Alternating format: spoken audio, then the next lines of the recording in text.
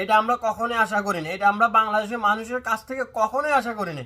এটা বাংলাদেশের মানুষও করছে, অন্য দেশের মানুষও করে নাই। আর যদি অন্য দেশের মানুষ এই কাজটা করতো, দেখতেন সোশ্যাল মিডিয়ার ভিতরে সবাই রোস্টিং করতো, সবাই মিডিয়ার সবাই ছড়াই দিত। আর অথচ দেখেন বাংলাদেশের মানুষ হয়ে বাংলাদেশের পতাকার কিভাবে চড়তেছে। তারেক রহমান বাংলাদেশে যতক্ষণ তালাক আসে নেই তার জন্য অপেক্ষা করছে। এই পতাকাটা আপনার মাথায় ছিল, আপনার হাতে ছিল, আপনার গলায় ছিল। আর ওই পতাকাটা যখন তারেক রহমান বক্তব্য দিয়ে চলে গেছে, তখন ওই পতাকাটা আপনার পায়ে ডাস্টবিন হয়ে গেল।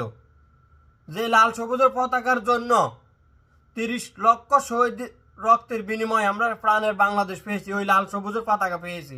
আর সেই লাল সবুজের পতাকার আপনারা এইভাবে অপমানে করতেছেন। এটা আমরা কখনোই আশা করিনি বাংলাদেশের মানুষের কাছ থেকে। বাংলাদেশের পতাকারে ভালোবাসলে বাসার মতন বাসেন।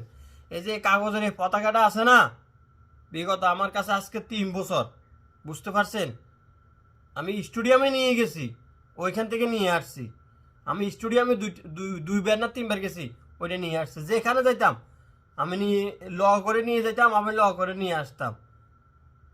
যত্ন করলে সব কিছু টিকে। এটা হলো আমার সোনার বাংলাদেশের লাল সবুজের পতাকা। এটা দিয়ে আমাদেরকে সবাই চেনে, সারা বিশ্বে চেনে। যে আমাদের লাল সবুজের পতাকা সারা বিশ্বে চেনে, আমরা স্যালুট করি। আর আপনারা ওইটারে ডাস্টবিনে কাঁচরা বানাইছেন, এটা আমরা কখনো আশা করি।